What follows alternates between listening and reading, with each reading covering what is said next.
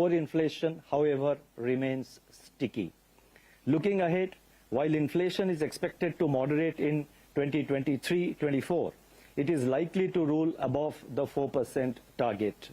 The outlook is clouded by continuing uncertainties from geopolitical tensions, global financial market volatility, rising non-oil commodity prices, and volatile crude oil prices. The MPC was of the view that further calibrated monetary policy action is warranted to keep inflation expectations anchored, break the persistence of core inflation, and thereby strengthen the medium-term growth prospects.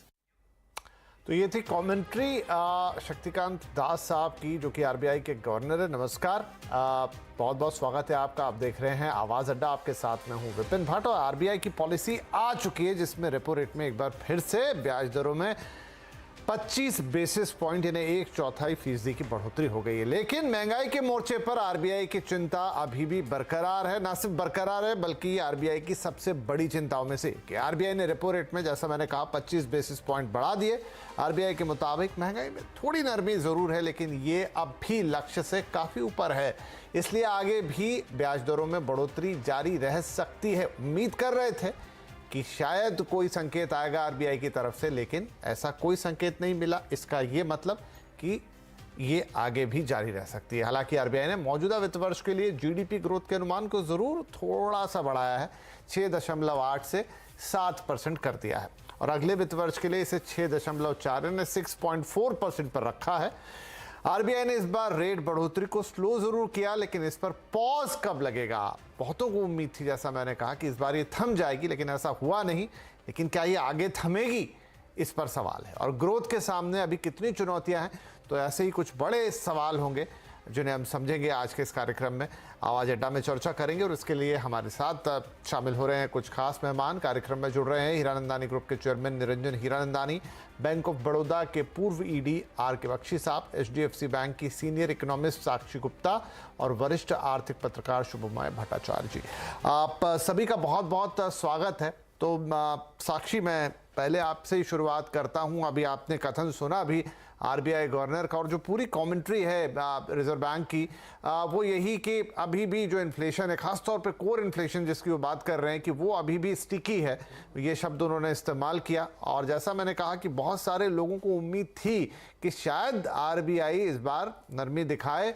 कोई अगर आप ध्यान करें तो 2-3 दिन पहले वित्त मंत्री जब बजट के बाद कई पत्रकारों से या पत्रकार सम्मेलनों में भाग ले रही थी, तो उन्होंने कहा कि हाँ, ब्याज दरों के रुकने का सिलसिला थम सकता है, लेकिन ये डिसीजन तो आरबीआई लेगा। सवाल अब ये है कि क्या आरबीआई के हाथ में ये था, या वो सोच सकते थे कि इस बार पॉज लगा दिया जाए, या सोचते सोचते वो रुक गए? तो उसके पीछे क्या कारण रहे? क्या महंगाई एकमात्र रीजन है?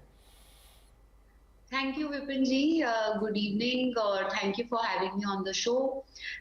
जैसा आपने बोला कि मार्केट में बहुत लोग एक्सपेक्ट कर रहे थे कि ये rate hike, last rate hike हुआ और उसके बाद पॉज होगा। बट अगर आप आरबीआई का नैरेटिव सुनेंगे और आज टोन सुनेंगे, तो आरबीआई ने बार बार ये चीज दोहराई है कि इन्फ्लेशन जो है, जो स्लो डाउन हो रही है, वो ब्रॉड बेस्ड स्लो डाउन अभी नहीं दिख रहा है। तो वो 1-2 चीजों की वजह से पिछले 2 महीने से हमें देखने को मिल रहा है कि इन्फ्लेशन के नंबर्स लोअर आ रहे हैं। पर अगर आप कोर इन्फ्लेशन देखेंगे तो अभी भी वो 6% के करीब है।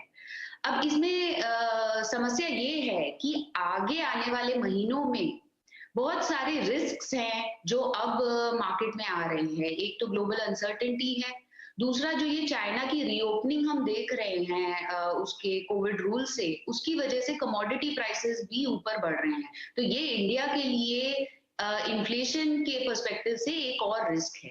तो आई थिंक कि इस पॉलिसी के अंदर आरबीआई ये देखना चाहता था कि इन्फ्लेशन सस्टेनेबल बेस पे नीचे आ रही है कि नहीं, अभी उसको ये साइंस मिले नहीं है। इसलिए मुझे लगता है कि उन्होंने ये कमिट नहीं किया कि ये लास्ट रेट हाइक है, और मेरे अनुमान के हिसाब से अप्रैल में फिर से शायद हमें एक और रेट हाइक देखने को मिलेगी। राइट, अप्रैल में एक और रेट हाइक हो सकती है। यहाँ पर बात खत्म की है अभी साक्षी ने। शुभमय जी, क्या लगता है कि ये आरबीआई हो सकता है चाहे भी या फिर उनके दिमाग में भी हो, लेकिन जो भी इकोनॉमिक्स कहती है, इकोनॉमिक्स के जिन फंडों पर आरबीआई या तमाम सेंट्रल बैंक्स चलती हैं, वो उसके बियॉन्ड जाके नहीं काम कर सकती, क्योंकि उनका मुख्य काम ही होता है महंगाई को कंटेन करना। इसलिए उनके हाथ बंधे हुए हैं और हो सकता है कि जहां हम उम्मीद कर रहे थे कि एक पॉज लगे, हमें एक और रेट हाइक देखने को मिलेगा, बनिस्बत कि शायद वो कोई रीज़न ना हो, क्योंकि वो भी जानते हैं कि कई बार जो ये इन्फ्लेशन है ये आप सिर्फ मॉनेटरी पॉलिसी से या फिर रेट बढ़ा के कंट्रोल नहीं कर सकते, लेकिन उसके अलावा कोई उपाय भी नहीं होता। बिल्कुल। और अगर आप आरबीआई के साथ साथ मतलब सिर्फ मॉनेटरी पॉलिसी के जो स्टेटमेंट ही नहीं, उसके साथ जो आरबीआई जो सर्वेज निकालते हैं, और इन सर्वेज का रोल काफी मुख्य होता है, इससे बहुत कुछ पता चलता है कि आरबीआई किस पहलू से आ रहे हैं, क्या क्या क्या सोच रहे हैं आरबीआई, और आरबीआई का सोच भी किस तरह से डिफरेंट सेक्टर्स इन्फ्लुएंस कर रहे हैं। तो अगर आप हाउस होल्ड इन्फ्लेशन एक्सपेक्टेशन सर्वे अगर आप देखें, तो उनका इन्फ्लेशन का जो एक्सपेक्टेशन है वो थोड़ा बहुत कमा है, लेकिन उनका ये कहना है, और ये मैं हाउस होल्ड की बात कर रहा हूं, कि उनका ये एक्सपेक्टेशन है कि आगे चलते, जो स्पेसिफिक सवाल आपने किया कि शायद 3 महीना आगे उनका एक्सपेक्टेशन नरमी का है, लेकिन पूरा साल का इट स्टिल रिमेन्स अनचेंज्ड। यानी कि द हाउस होल्ड्स अभी भी श्योर नहीं है कि इन्फ्लेशन कम होगी। इससे क्या होता है? इससे ये होता है जब इन्फ्लेशन एक्सपेक्टेशंस लोगों में बेक्ड इन हो जा रहा है, तो उस वक्त में आरबीआई के लिए इन्फ्लेशन से अपना नजर हटाना, एक सिर्फ अर्थनीति ही नहीं या इकोनॉमिस्ट के लिए ही नहीं, एक जनता का अगर इन्फ्लेशन एक्सपेक्टेशन अगर इस तरह से बेक्ड इन हो गया है, तो आरबीआई को इन्फ्लेशन के ऊपर काफी पैनी निगाह रखना पड़ता है। और इसीलिए 25 basis point not only raise किए हैं, बट उन्होंने ये जगह भी रखा है कि आगे चलते हम देखेंगे इस बारे में क्या हो सकता है। यानी कि उन्होंने अपना स्टांस नहीं बदला है। इस स्टांस बदलने का मार्केट का, बैंकर्स का बहुत एक्सपेक्टेशन था कि शायद स्टांस बदल जाएंगे, रेट भले ही 25 बेसिस पॉइंट हो। यानी कि आरबीआई कह रहा है कि अभी भी हो सकता है कि हम इस पर आगे अगर जरूरत पड़े तो हम कर सकते हैं, जैसे आप अभी चर्चा कर रहे थे।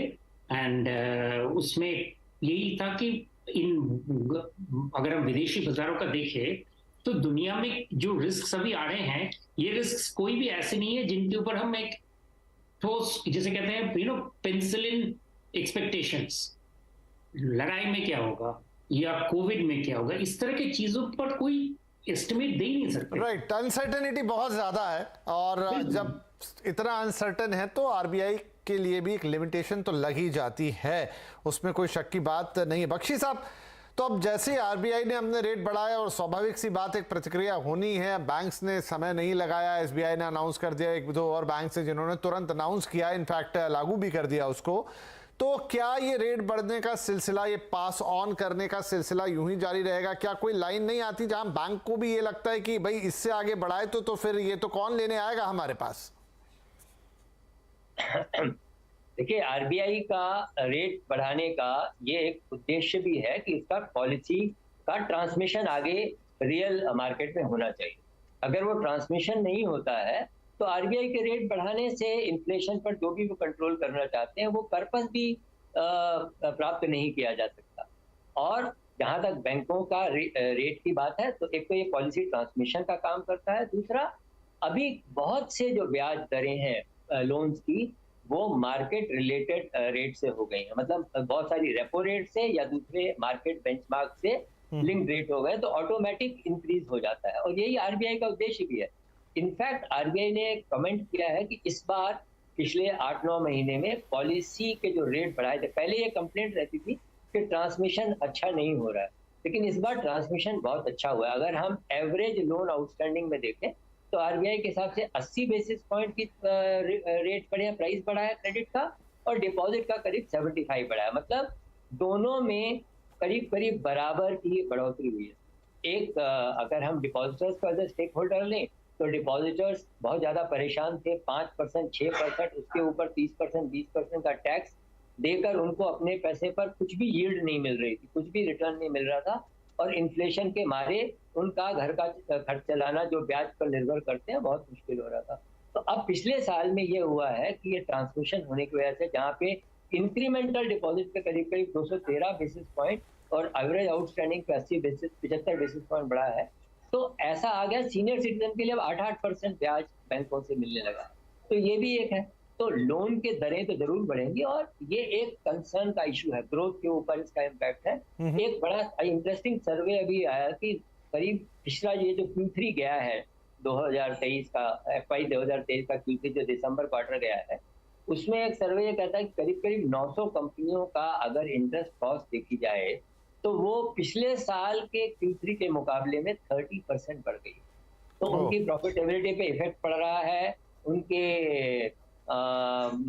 इंटरेस्ट कॉस्ट पर जो इफेक्ट पड़ा है। लेकिन रिजर्व बैंक ने जैसे अपने पॉलिसी स्टेटमेंट में गवर्नर ने कहा इन्फ्लेशन और ग्रोथ, इन्फ्लेशन उनका प्राइमरी टारगेट है और उन्होंने पिछले 9 महीने में पर्टिकुलरली ये रशिया यूक्रेन वॉर हो जाने के बाद और कोविड के आफ्टर इफेक्ट्स के बाद में उन्होंने प्राइमेसी दी है, यानी प्राथमिकता दी है इन्फ्लेशन टारगेटिंग को और ग्रोथ को थोड़ा पीछे रखा। और उनका ये उम्मीद भी है जो स्टेटमेंट में है कि ग्रोथ, बहुत सारे फैक्टर्स हैं जो उनको नजर आ रहे हैं कि ग्रोथ अच्छी होगी। हालांकि जैसा एमपीसी में डिवीजन हुआ वैसे ही मार्केट भी डिवाइडेड है, मार्केट में भी विभाजन है। कुछ लोग कहते हैं कि आरबीआई ने 6.4 की जो ग्रोथ फोरकास्ट की है वो बहुत ओवर ऑप्टिमिस्टिक है, बहुत ज्यादा एम्बिशियस है, उतना होने में बहुत सारी अनसर्टेनिटीज हैं। लेकिन आरबीआई ने कुछ फैक्टर्स कोट किए हैं जिसमें सरकार का कैपिटल एक्सपेंडिचर जो 33% बढ़ा रहे हैं वो भी एक कारण है, जो एफडीआई ग्रोथ आ रही है वो भी एक कारण है, जो डिमांड रूरल और अर्बन दोनों में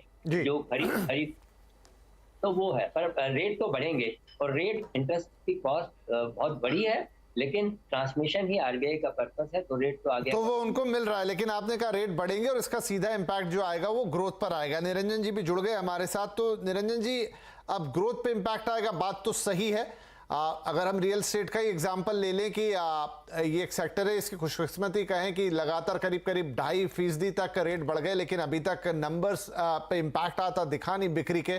लेकिन उसकी भी एक सीमा होगी, अब ऑलमोस्ट 10% को टच कर जाएंगे या क्रॉस ही कर जाएंगे कुछ सेगमेंट्स में। तो होम लोन्स, अगर मैं होम लोन के नज़रिए से इसको समझूं, क्या इम्पैक्ट आएगा सेल्स पर, या बड़े पैमाने पर पूछूं कि ग्रोथ पर? विपिन भाई, ताजुब की बात रही है कि अगले 4-6 महीने के अंदर जैसे इंटरेस्ट रेट ब्याज बढ़ गए, लेकिन होम लोन्स की संख्या और अमाउंट भी बढ़ गई है। लेकिन जो हम डिटेल में स्टडी करते हैं तो जो अफोर्डेबल हाउसिंग क्षेत्र है वहां उनको नेगेटिव हुआ है, और जो मिड इनकम हाउसिंग और हाई इनकम हाउसिंग है वो बढ़ गए हैं। माना जो तेजी से बढ़ना था वो मिडिल और हायर एंड हाउसिंग ज्यादा बढ़ा है।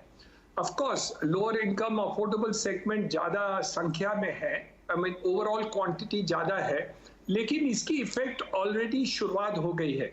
विच मीन्स के जो लोग डिसाइड कर रहे थे अफोर्डेबल सेगमेंट में कि हम घर खरीदे या नहीं खरीदे, वो हिचकिचा रहे हैं। लेकिन मिड सेगमेंट और हायर सेगमेंट में हिचकिचाहट नहीं है, उल्टा तेजी से ज्यादा खरीद रहे हैं, क्योंकि उनको ऐसे लग रहा है कि ओवरऑल एवरेज जो ब्याज रेट होगा वो वापस कम होने वाला है। तो ये 10 और 15 साल की जो हम ब्याज पर लेते हैं वो फ्लक्चुएटिंग रेट होता है। तो इसलिए हम देख रहे हैं कि ओवरऑल परचेसिंग में ओवरऑल देखा जाए रियल एस्टेट में तो कम नहीं हुआ, ज्यादा हुआ है अगले 6 महीने में, और अब भी तेजी से चल रही है। लेकिन अफोर्डेबल हाउसिंग में जरूर एक अंतर दिख रहा है, और अभी शायद आगे 1-2 महीने में और भी अंतर दिखेगा। सो आई थिंक अफोर्डेबल से हाउसिंग सेगमेंट को जरूर कुछ असर नेगेटिव आने वाली है, बाकी की हाउसिंग में नहीं दिख रहा है। चलिए, तो अभी तो नहीं दिख रहा है, लेकिन क्या ये आंच धीरे धीरे मिड और फिर ऊपर के सेगमेंट में भी जाएगी, ये एक सवाल रहेगा। लेकिन होम लोन या फिर रियल एस्टेट का जो लोन है इसकी बात अलग है, जैसा निरंजन जी कह रहे हैं कि वाइड स्प्रेड होता है, 10-15 साल या 20 साल में फैला हुआ रहता है तो एवरेजिंग हो जाती है। लेकिन साक्षी, होम लोन जैसा मैंने कहा वो तो एवरेज कर जाएगा, वो अलग चीज हो गई अपने आप में, लेकिन हमारी जो करंट ग्रोथ है या जो भी लिक्विडिटी की रिक्वायरमेंट है या तमाम चीजें, क्योंकि ग्रोथ का तो सीधा संबंध उसी से है, क्या वो हैम्पर्ड होती हुई नजर आएगी? हाँ, तो आई थिंक कि आरबीआई जो ये इंटरेस्ट रेट बढ़ा रहा है उसका जो ट्रांसमिशन है या उसका जो इम्पैक्ट है वो लैग के साथ ग्रोथ पे आएगा। वो चाहता है कि वो डिमांड को थोड़ा सा स्लो डाउन करे, जिससे इन्फ्लेशन जो अभी 7%, 8% चली गई थी वो भी नीचे आए। तो उसका आरबीआई का तरीका ही यही है इन्फ्लेशन को कंट्रोल करने का कि वो डिमांड साइड प्रेशर्स को थोड़ा कूल डाउन करे। ये बात सही है कि हमारे अनुमान के हिसाब से भी अगले साल FY24 में इंडिया की शायद ग्रोथ जो है वो हमारे पेयर्स के कंपैरिजन में शायद फिर भी बहुत अच्छी होगी। तो हम एस्टिमेट कर रहे हैं कि 6% ग्रोथ होगी FY24 में, लेकिन ये एक स्लो डाउन होगा इस साल की ग्रोथ से। जो आपको पता है कि NSO ने बोला है कि इस साल ग्रोथ का अनुमान 7% है, तो हम 7% से 6% का स्लो डाउन आगे आने वाले महीनों में देखेंगे। इसका रीजन सिर्फ ये नहीं है कि बाहर की कंट्री स्लो डाउन कर रही हैं तो एक्सपोर्ट स्लो डाउन होंगे एक्सेट्रा, लेकिन हमारी डोमेस्टिक डिमांड पे भी इन रेट हाइक्स का आगे अगले 4 क्वार्टर पे इम्पैक्ट आएगा।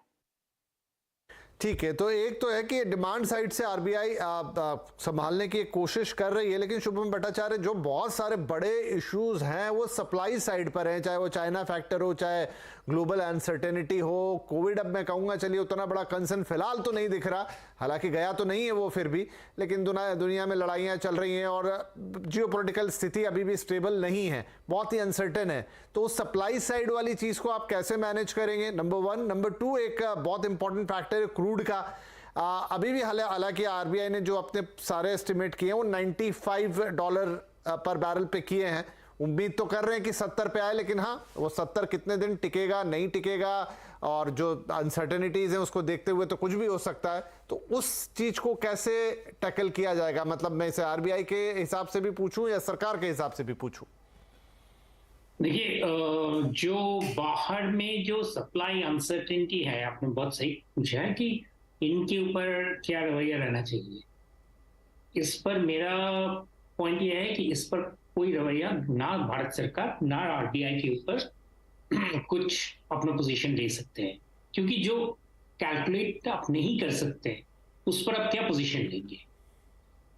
सप्लाई कहीं पे बिकॉज ऑफ क्लाइमेट चेंज या कहीं पे कोविड जैसे चीज या कोई युद्ध की वजह से, इसका तो कोई फैक्टरिंग हो ही नहीं सकता ना, और आप इसको कुछ पोजीशन ले भी नहीं सकते।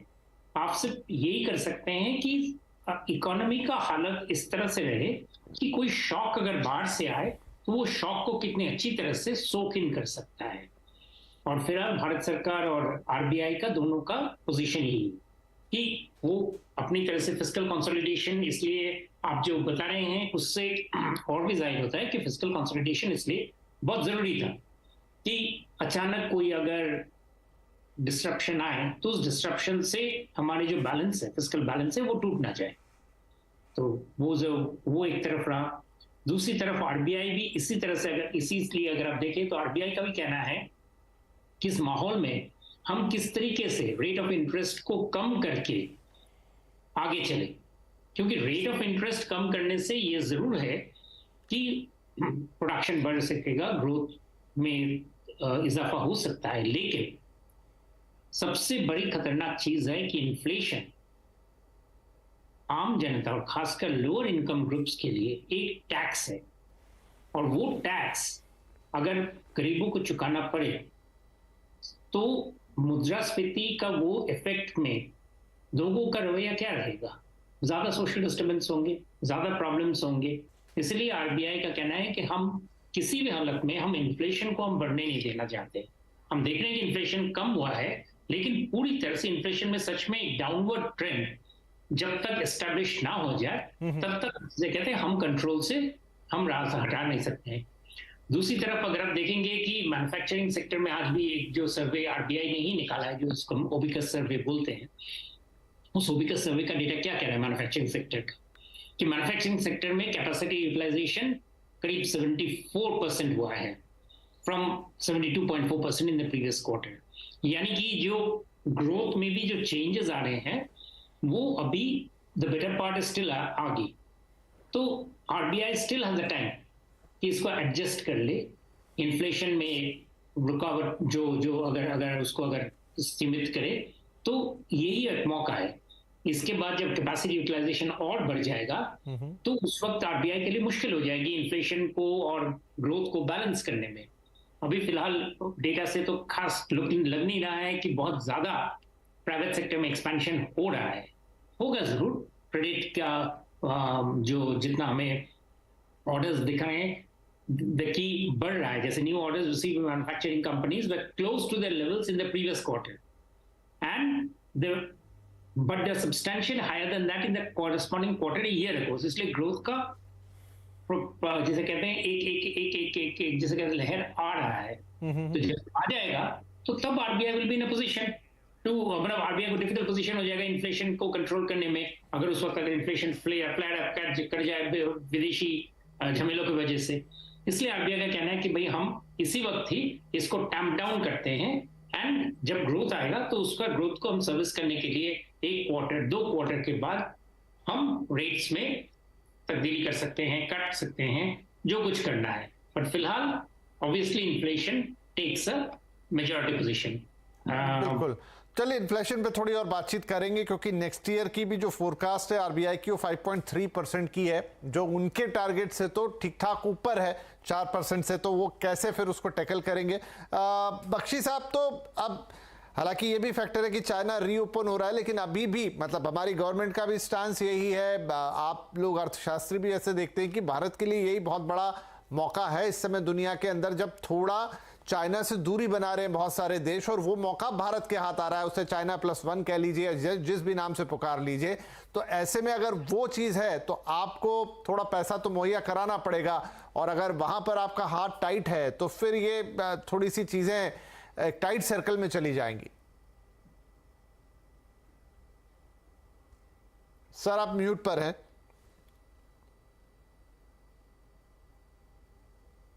आप बिल्कुल ठीक कह रहे हैं, लेकिन क्या है कि जो चाइना +1 में भारत अपना हिस्सेदारी ले पाए उसके लिए बहुत सारी चीजें जरूरी हैं, और वो पॉलिसी फ्रंट के ऊपर भी उसके अंदर काफी तब्दीली करने की जरूरत है।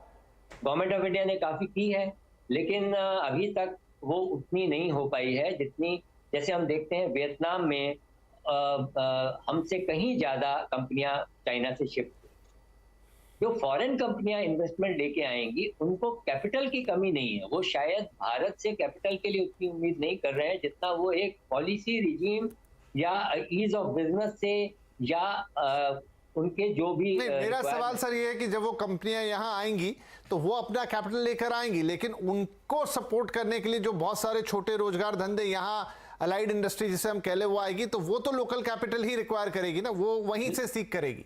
बिल्कुल ठीक है, आप बिल्कुल ठीक कह रहे हैं। देखिए ये सब जो चीज है ना, नई कंपनी का आना और उसके लिए एंसिलरी सर्विसेज का डेवलप होना, ये थोड़ा मीडियम टर्म या लॉन्ग टर्म की चीज हो जाती है। और आरबीआई की जो पॉलिसी स्टैंड है वो बिल्कुल इमीडिएट है। और जहाँ तक एक बात मैं अगर और ऐड करूं इसमें, आरबीआई से आज उम्मीद थी कि वो रेट तो 25 बेसिस पॉइंट बढ़ाएंगे, लेकिन मार्केट ये उम्मीद कर रही थी कि वो ये स्टेटमेंट देंगे कि अब अकोमोडेटिव पॉलिसी को विड्रॉ करने का हमारा जो स्टैंड है उसको हम वापस ले रहे हैं, लेकिन आरबीआई ने उसको भी नहीं लिया। देखिए आरबीआई क्या करता है और उससे उतना उसका भी प्रभाव पड़ता है, और आरबीआई क्या कहता है उसका भी प्रभाव पड़ता है। तो क्योंकि आरबीआई अपने शब्दों से भी मार्केट में जो इन्फ्लेशनरी एक्सपेक्टेशंस हैं उनको कंट्रोल करना चाहता है। तो ये कह रहा है कि अभी आगे भी हमारी अलर्ट नजर बनी हुई है, हम पॉलिसी स्टैंड का जो अकोमोडेशन विड्रॉ करने का हम जो जर्नी है उसको जारी रखेंगे, और रेट के बारे में हम कोई बात नहीं कर रहे हैं, जैसे जैसे सिचुएशन होगी हम बढ़ा सकते हैं। तो उसका भी प्रभाव मार्केट में इन्फ्लेशनरी एक्सपेक्टेशन पे पड़ता है, और हम जानते हैं कि इन्फ्लेशन जो है वो रियल भी है और एक्सपेक्टेशन के हिसाब से भी उसके ऊपर प्रभाव पड़ता है। जहां तक आपका पॉइंट है एंसिलरी सर्विसेज के डेवलप होने का, तो थोड़ा मीडियम टर्म और लॉन्ग टर्म है, आरबीआई ने जो ग्रोथ का प्रोजेक्शन दिया 6.4%, वो ग्लोबल दूसरी कंट्रीज के या जो ग्लोबल वर्ल्ड बैंक की ग्रोथ है उसके मुकाबले में काफी अच्छा है। बहुत से लोगों को ये शंका है कि वो 6.4 भी हम रीच कर पाएंगे या नहीं। और एक और बात है, देखिए अगर आरबीआई ने रेट बढ़ाया है तो उससे गवर्नमेंट की बोरिंग कॉस्ट बढ़ती है, उसके बावजूद आरबीआई ने रेट बढ़ाया है। इसका मतलब है कि आरबीआई के पास कुछ ऐसा शक करने का या एक वजह है।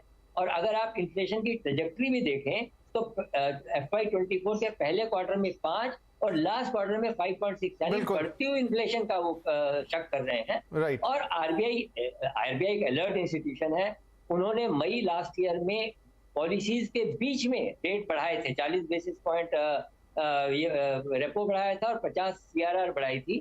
तो पॉलिसी के बीच में भी वो एक्शन ले सकते हैं और अगली पॉलिसी 2 महीने दूर है। और आरबीआई हमेशा ये कहता है कि, और हर सेंट्रल बैंक ये कहता है, इवन फेड जेरोम पावेल ये कहते हैं कि जैसा इवॉल्विंग डेटा होगा, इवॉल्विंग सिचुएशन होगी, उसके हिसाब से हम एक्शन लेंगे। ये कोई हार्ड एंड फास्ट नहीं। आरबीआई आज ये किसी भी तरह से अपने शब्दों में इशारा नहीं देना चाहता था कि ये अंतिम इंक्रीज है, जिससे कि मार्केट की एक्सपेक्टेशंस एकदम से ये ना हो जाए कि हाँ अब आगे जो है वो सब खुला ईज होने वाली है पोजीशन और उससे इन्फ्लेशनरी एक्सपेक्टेशंस बढ़ना चाहिए। बिल्कुल एक कॉशियस मोड पे ही रहा आरबीआई। निरंजन साहब, एज ए बिजनेसमैन आपने इस तरह के कई उतार चढ़ाव देखे होंगे, कई दशकों में अलग अलग देखे होंगे। बहुत पीछे नहीं जाए, लेकिन जो हमारे पिछले 30-40 साल है या 50 साल हैं, क्या अभी की सिचुएशन या आज की स्थिति उनमें सबसे ज्यादा ट्रिकी है, सबसे ज्यादा अनप्रेसिडेंटेड है, जिसमें आप कोई एक सर्टेनिटी कभी कायम नहीं कर पाएंगे?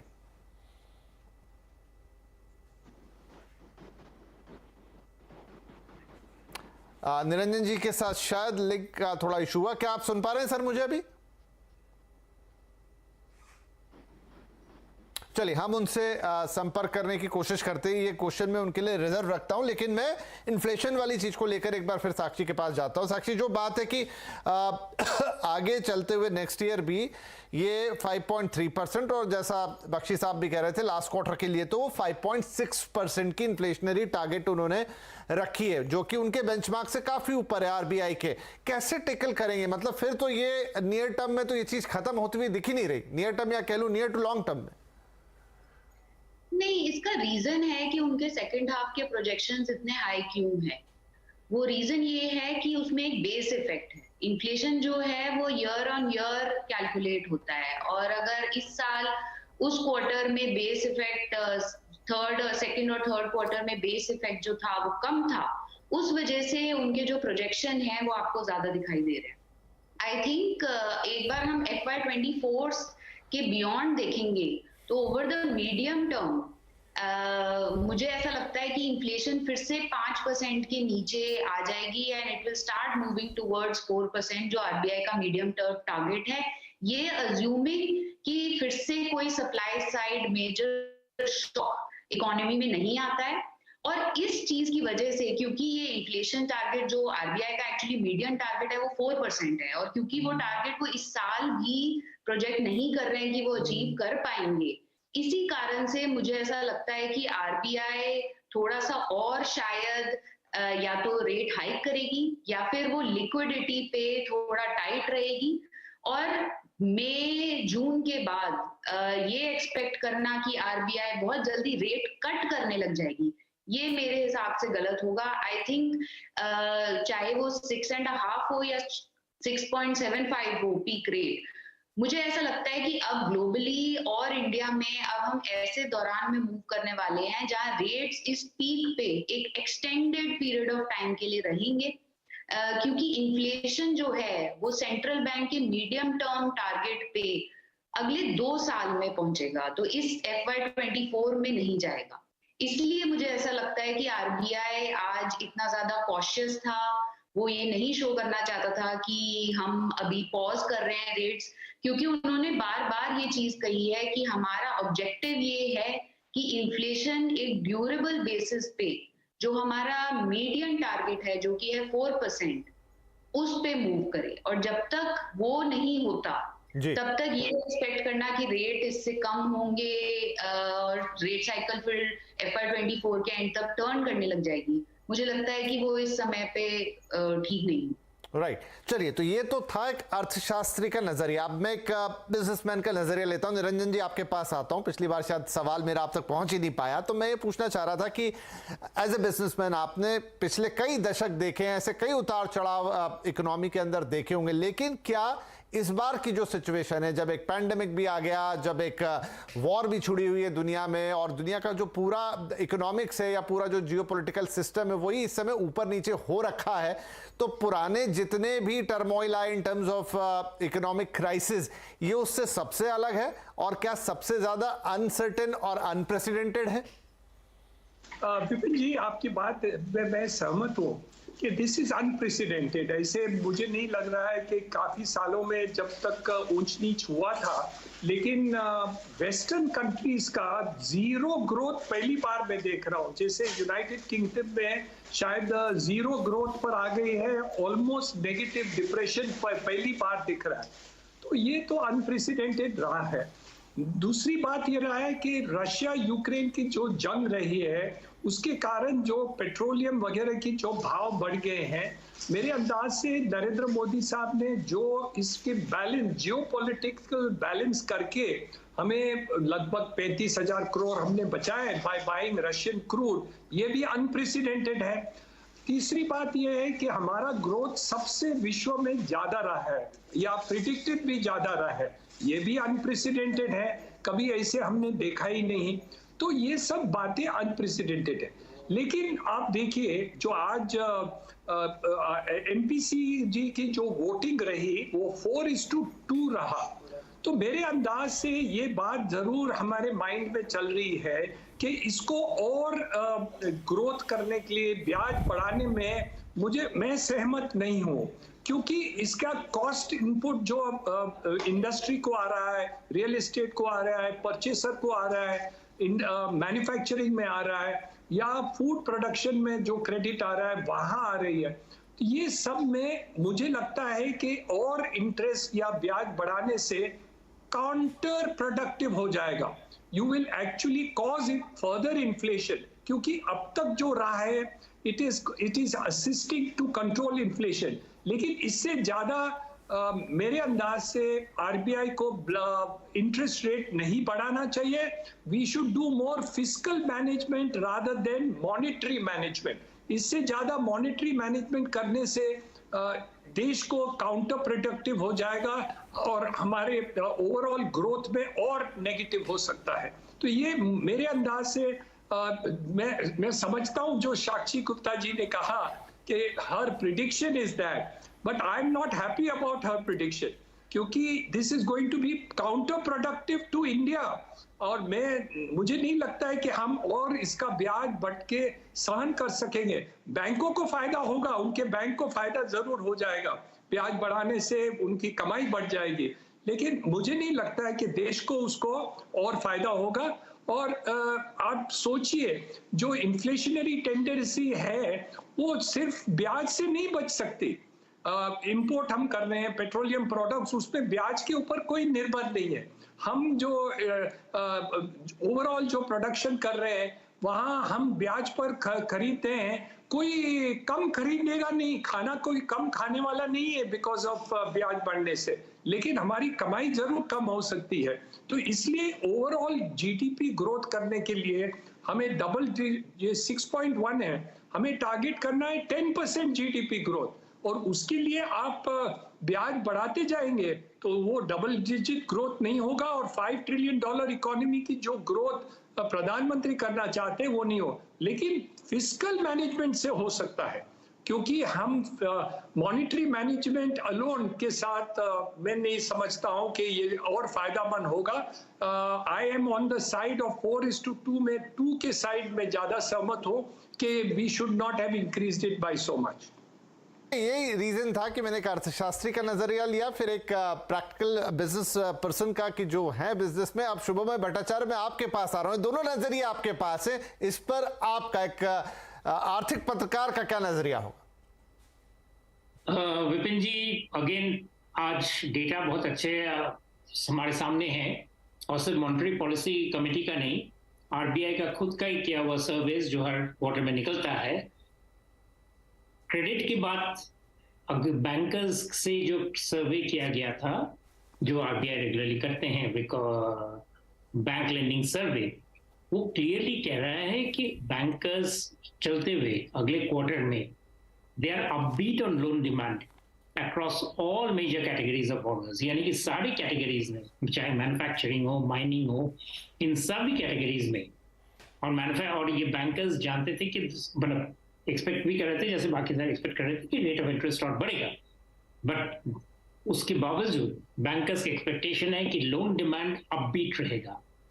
वो ये मांग रहे हैं कि लोन टर्म्स एंड कंडीशंस कुछ ईज किया जाए।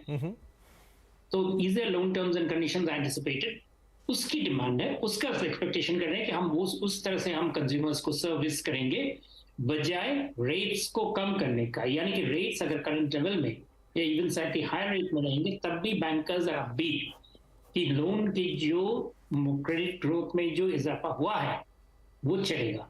और इसी के साथ अगर आप मैच करें जो ओबिकस सर्वे है, यानी कि जो कंज्यूमर्स यानी कि कंपनीज जो लोन ले रहे हैं, जैसा मैंने पहले भी जिक्र किया था कि new orders already manufacturing companies का close to the level in the previous quarters, और अगर एक सालों साल ईयर ऑन ईयर देखें तो उससे काफी आगे चल गया है।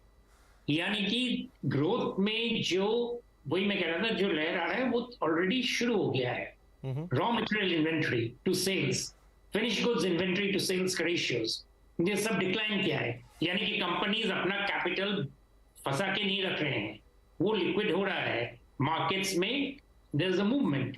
तो इस सिचुएशन में आरबीआई को किस चीज पे ध्यान देना था चाहिए, और मैं साक्षी से मैं एग्री करता हूं कि वो नेचुरली इन्फ्लेशन को कंट्रोल में रखने पर ही ज्यादा रखेंगे डिमांड।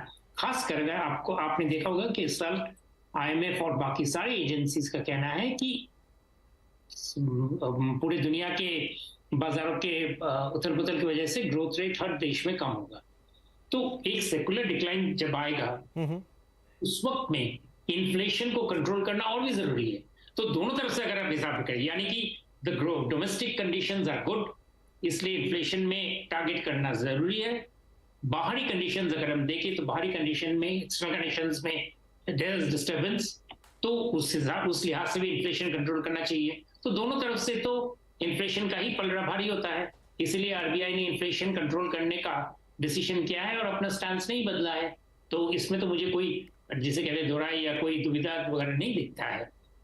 ठीक है, चलिए बढ़िया है। तो क्या यहां से आगे की सिचुएशन होगी, आगे की सिचुएशन कुछ एक्शन लेकर आएगी या फिर वो वेट एंड वॉच सिचुएशन ही होगी? क्योंकि बहुत सारे फैक्टर्स ऐसे हैं जिन्हें देखते हुए आरबीआई भी शायद अपने स्टैंड को बहुत ज़्यादा मूव करने में कंफर्टेबल नहीं है। तो दूसरी तरफ जो निरंजन जी कह रहे थे कि आपको अब मॉनेटरी मैनेजमेंट से ज़्यादा फिस्कल मैनेजमेंट की तरफ जाना चाहिए, लेकिन ये फिस्कल मैनेजमेंट होगा कैसे, यही एक बड़ा सवाल होगा। तो इस सवाल को उठाएंगे इस छोटे से ब्रेक के बाद।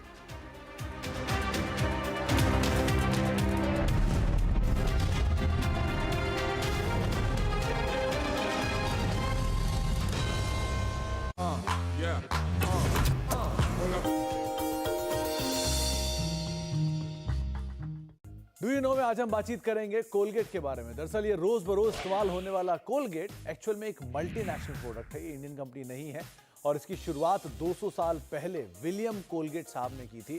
दरअसल कोलगेट ने टूथपेस्ट कारोबार में जो फोरे है, यानी कि वो कारोबार की जो शुरुआत है, वो विलियम कोलगेट साहब के डिमाइस के 16 साल बाद शुरू की थी। उससे पहले 10 साल तक कोलगेट जो था वो परफ्यूम्स के कारोबार में था और परफ्यूम बेचने और बनाने के कामकाज के अंदर ये काफ़ी एग्रेसिवली कामकाज करता था। इसके अलावा कुछ और इंटरेस्टिंग फैक्ट्स में, कोलगेट शुरुआती कारोबार में जो अपना टूथपेस्ट है वो कुछ जार्स के जरिए बेचता था, लेकिन वहाँ से लेके आज तक का सफ़र ऐसा है कि आज कोलगेट दुनिया भर में 40% मार्केट शेयर ओन करता है, यानी कि दुनिया की आधी आबादी करीब करीब कोलगेट के प्रोडक्ट को इस्तेमाल करती है। इसके अलावा कुछ और इंटरेस्टिंग फैक्ट्स में एक फैक्ट ये भी है, कोलगेट का कामकाज तो करीब 200 देशों में है, लेकिन कोलगेट महज 2 देशों में ही लिस्टेड है, जिसमें एक है यूएस और दूसरा है भारत। तो कुछ ऐसे इंटरेस्टिंग फैक्ट आपके लिए कोलगेट के लिए, साथ ही साथ कुछ और फैक्ट लेकर आगे भी हम आते रहें।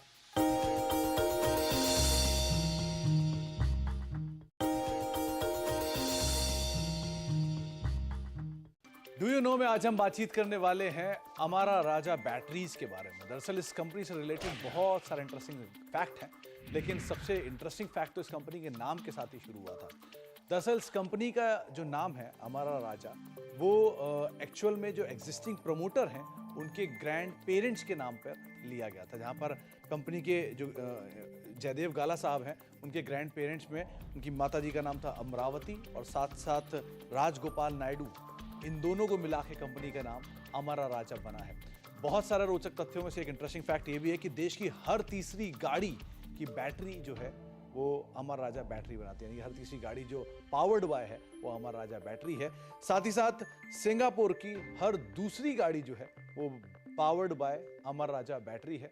इसके अलावा कुछ और इंटरेस्टिंग फैक्ट्स में एक देश का सबसे मजबूत और सबसे बढ़िया टैंक अर्जुन टैंक, इसकी भी बैटरी अमर राजा की तरफ से ही प्रोवाइड किया जाती है। और अमर राजा बैटरी का ना केवल ऑटोमोबाइल में कामकाज है, बल्कि रेलवेज, डिफेंस, टेलीकॉम जैसे कई सारे और सेक्टर हैं जिस पे कंपनी का भी कामकाज है। तो कई सारे रडार्स के लिए भी कंपनी बैटरीज प्रोवाइड कराती है। इसके अलावा एक और इंटरेस्टिंग फैक्ट ये भी है कि देश का हर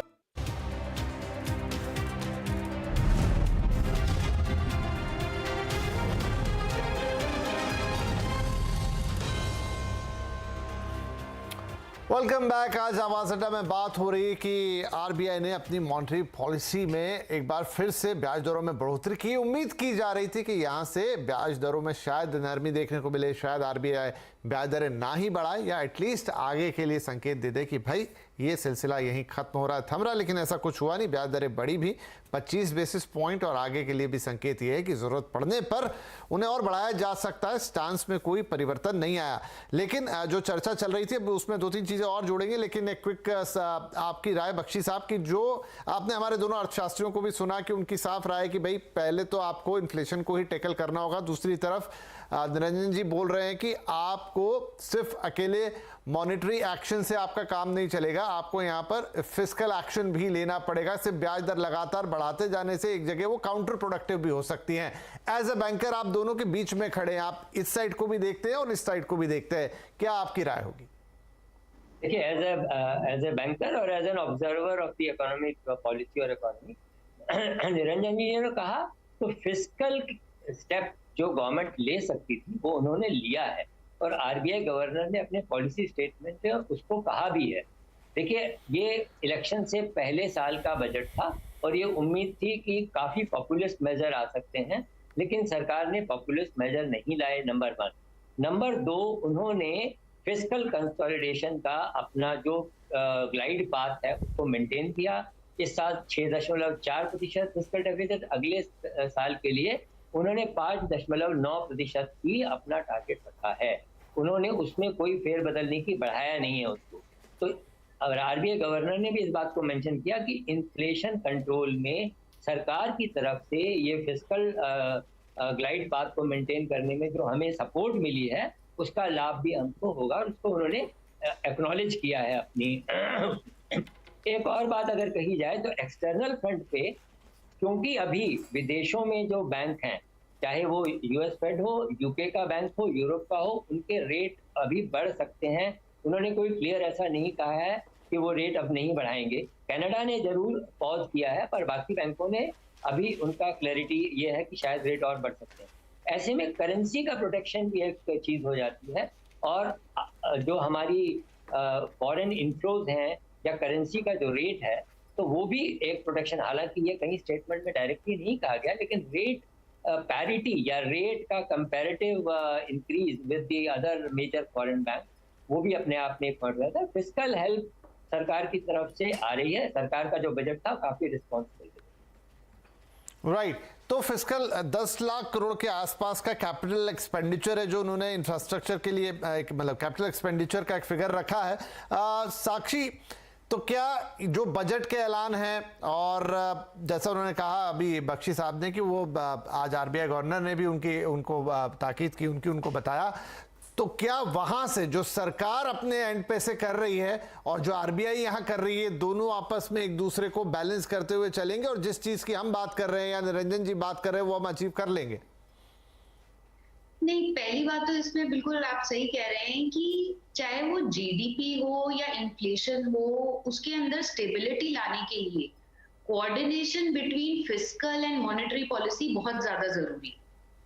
तो अगर आरबीआई आज रेट बढ़ा रहा है तो उसके साथ ऐसे मेजर्स हैं फिस्कल साइड पे, जैसे कि फिस्कल कंसोलिडेशन की हमने बात करी, या अगर आप देखिए पिछले 2-3 महीने से वीट के प्राइसेस बहुत बढ़ रहे थे, तो आपने देखा कि गवर्नमेंट ने आके वीट के स्टॉक्स बोला है कि वो ऑफलोड करेंगे मार्केट में। तो ऐसी फिस्कल भी पॉलिसीज हैं जो मुझे लगता है कि कॉम्प्लीमेंट करनी चाहिए जो आरबीआई कर रहा है, तभी आप इन्फ्लेशन को कंट्रोल कर सकते हो या आप जीडीपी को सपोर्ट कर सकते हो। आई थिंक दैट इस बजट में जो उन्होंने फिस्कल कंसोलिडेशन किया है और अपना फोकस कैपिटल एक्सपेंडिचर पे रखा है, वो ग्रोथ के लिए बहुत पॉजिटिव है। और कैपिटल एक्सपेंडिचर बहुत ज्यादा इन्फ्लेशनरी नहीं होता है, वो इकोनॉमी की जो प्रोडक्टिव कैपेसिटी है और जो सप्लाई साइड है उसको इम्प्रूव करता है।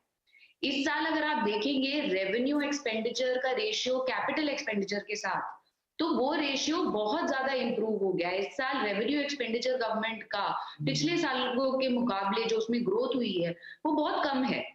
तो आई थिंक इस मायने में जो फिस्कल पॉलिसी हमें देखने को मिल रही है वो क्लियरली वेल कोऑर्डिनेटेड है मॉनेटरी पॉलिसी के साथ। एंड आई थिंक कि अगर ये कंटिन्यू रहता है तो मीडियम टर्म में हम इन्फ्लेशन का जो 4% टारगेट है वो अचीव कर सकते हैं। और अगर आप पिछले 6-7 सालों में देखेंगे, जब से आरबीआई ने इन्फ्लेशन टारगेटिंग रिजीम 2016 में अडॉप्ट किया था, जो इन्फ्लेशन का एवरेज है कंपेयर टू उससे पिछले 5 या 6 साल में अगर आप देखेंगे तो बहुत ही कम है।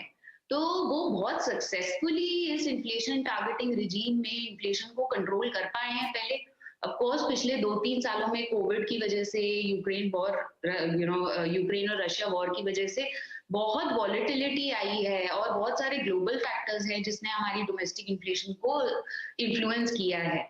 लेकिन आगे जाने वाले टाइम में जैसे जैसे ये सप्लाई साइड शॉक्स भी मॉडरेट होते हैं, रेट हाइक्स का इम्पैक्ट इकोनॉमी में बढ़ता चला जाता है, और जो फिस्कल साइड की मेजर्स की वजह से हम प्रोडक्टिव कैपेसिटी बढ़ा रहे हैं इकोनॉमी में, वो भी प्ले आउट करती है। आई थिंक हम फिर इन्फ्लेशन को वापस 4% की तरफ मीडियम टर्म में ले जा पाएंगे। इन्फ्लेशन पे क्योंकि चर्चा काफी केंद्रित है, शुभमा क्विकली यहाँ पर करंट अकाउंट डेफिसिट की अभी बात भी की बख्शी साहब ने, तो अभी तो इस चालू वित्त वर्ष के लिए 6.4 और आगे 5.9% का उन्होंने टारगेट रखा है। कितना बाकी सारी परिस्थितियों को देखते हुए रियलिस्टिक है करंट अकाउंट डेफिसिट? जी करंट अकाउंट डेफिसिट हम लोग मोर और लेस 3 से 4 के बीच से ज्यादा, Sakshi will be better in terms of the numbers, but हम उससे ज्यादा नहीं जा रहे। आप 6% की बात कर रहे हैं करंट अकाउंट डेफिसिट की? Fiscal deficit okay. Fiscal deficit हम लोग कह रहे हैं इस साल का 6.4% में ही मोर और लेस खत्म होगा 23-24, एंड अगले साल में हम लोग एक्सपेक्ट कर रहे हैं 5.9%। देखिए फिस्कल डेफिसिट बहुत बड़ी ये आलोचना में आता है कि हम इन चीजों पर हम क्यों नजर रखते हैं। मैं एक छोटा सा चीज बताता हूं आपको। अगर हम कहते हैं कि हमारे देश में पर कैपिटा इनकम बढ़ रहा है, लोगों को अपने जहां भी हो, मैं पिछले 1 महीने में काफी दिन में बिहार में था और उस जगह में था जिन डिस्ट्रिक्ट्स को काफी मोस्ट बैकवर्ड डिस्ट्रिक्ट्स माना जाता है, वहां पे उन जगहों पे काफी सारे गांव में मैं गया था। वहां पर भी आप देखेंगे लोग आजकल काफी पैमाने पे लोन लेते हैं। लोन लेना एक बहुत बड़ा चीज बन गया है छोटे शहरों में, गांव में। क्यों लोन लेते हैं? ये बिजनेस के लिए लोन लेते हैं, चाहे आप वो कृषि हो, चाहे पशुपालन हो, चाहे छोटी सी बिजनेस हो, जैसे इवन ठेले में सब्जी बेचना हो या छोटा सा मेले में दुकान लगाना हो। लेकिन ये सारे लोग लोन लेते हैं छोटे छोटे माइक्रो फाइनेंसेस से। ज्यादातर माइक्रो फाइनेंस काफी छा गए हैं उन जगह पे, तमिलनाडु में भी छा गया है, बंगाल में भी छा गया है। इनसे लोन लेते हैं और इनका एक बहुत बड़ा तबका अच्छी तरह से जानते हैं कि इस लोन का अवधि जुड़ा हुआ है एक रेट ऑफ इंटरेस्ट से, वो समझ नहीं पाते हैं पूरी अच्छी तरह से बारीकी से रेट ऑफ इंटरेस्ट क्या चीज है, लेकिन लोन की अवधि, लोन का कितना उनको मंथली वापस करना पड़ेगा, इन सब चीजों को समझते हैं काफी अच्छी तरह। मेरा कहने का मतलब है कि इन सब की वजह से इन सब चीजों को राजनीतिक लोग भी अच्छी तरह समझते हैं, और वो इसीलिए एक ऐसा माहौल नहीं होने देना चाहेंगे कि जिसमें इस तरह की जो ट्रांजैक्शंस है उस पर असर आए। उस असर को हम कैसे कंट्रोल कर सकते हैं? तो उसको कंट्रोल कर किया तभी किया जा सकता है अगर सरकार, केंद्र सरकार और साथ में राज्य सरकार अपने खर्च पे अंकुश रखे, उस तरह की चीजों पर ही खर्च करे जिस पर जरूरत है।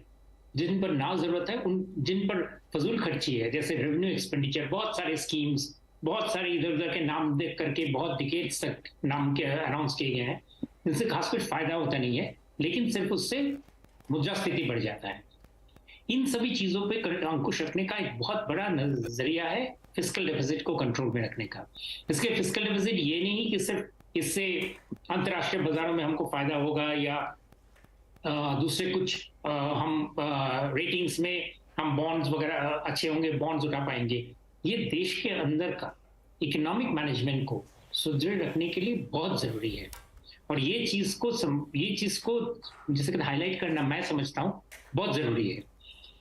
अगर ऐसा फिस्कल डेफिसिट अगर सही कंट्रोल में रहता है तो फिर अगले उसके साथ में आरबीआई के लिए रेट ऑफ इंटरेस्ट को जिस तरफ वो चलाना चाहते हैं वो चलाना संभव हो जाता है, इजी हो जाता है। उनके लिए खर्च कम आते हैं, कार्व आउट्स कम करने होते हैं कि भाई ठीक है हमने रेट ऑफ इंटरेस्ट बढ़ाया लेकिन इन जगहों के लिए हमें स्पेशल बेनिफिट दे। वो स्पेशल बेनिफिट का खर्चा कहीं ना कहीं तो आएगा ही।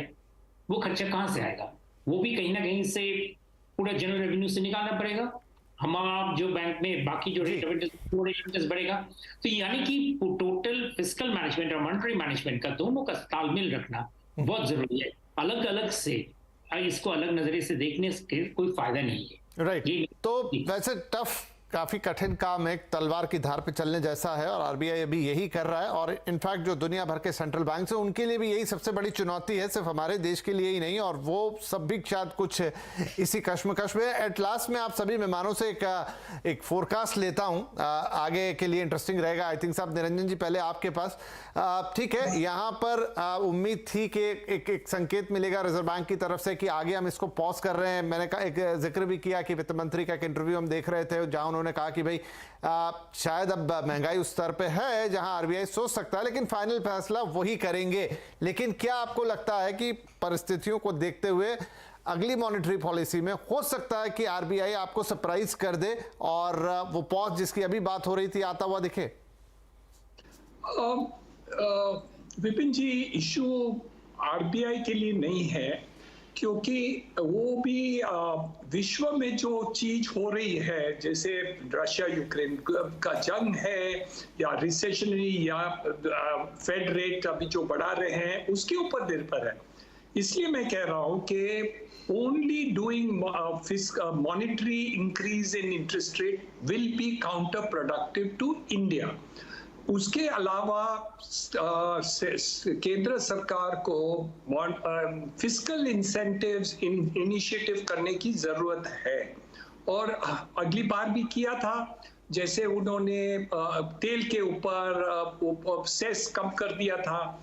That will be a better dampener to inflation, क्योंकि तेल का जो कॉस्ट इनपुट आता है वो सब आइटम में होता है, मैन्युफैक्चरिंग में होता है, हमारे गाड़ियों में होता है, ट्रांसपोर्ट में होता है, डीजल पे होते हैं। इसलिए हम इसको सिर्फ ये इंक्रीज करने से आरबीआई तो करेगी, क्योंकि that is got your point sir. क्योंकि मेरा समय अब बिल्कुल समाप्त हो गया, लेकिन आपका यहाँ पे क्या रहेगा? क्या वो बढ़ाएंगे या पॉज कर देंगे? I think they are bound by doing only monetary policy. इसलिए केंद्र सरकार को इंटरवीन करके फिस्कल मैनेजमेंट करने की आवश्यकता है। Otherwise they have no other tool except to do monetary policy. ठीक है, बख्शी साहब, आपका क्या रहेगा? क्या नेक्स्ट पॉलिसी में हम पॉज देखेंगे या वहां पर भी हल्की सी बढ़ोतरी आएगी? देखिए, ये हालांकि ये developing economic situation India and abroad पे डिपेंड करेगा, पर्टिकुलरली वॉर पे और दूसरे बैंक क्या करते हैं, लेकिन मुझे लगता है अगली बार पॉज हम उम्मीद कर सकते हैं। ठीक है, इन वन लाइन साक्षी, आपका कमेंट? मुझे लगता है कि आरबीआई डेटा डिपेंडेंट रहेगा। तो अगर कोर इन्फ्लेशन आगे 2-3 महीने में हमें नहीं दिखता कि वो कम हो रहा है, और दूसरा अगर हमें ये दिखता है कि यूएस फेड भी और तेजी से अपने रेट्स अभी और बढ़ा रहा है, तो मुझे लगता है कि चांस है कि आरबीआई शायद एक बार और रेट्स बढ़ाए, पर उसके बाद वो पॉज पे चले जाए। ठीक है, शुभमय।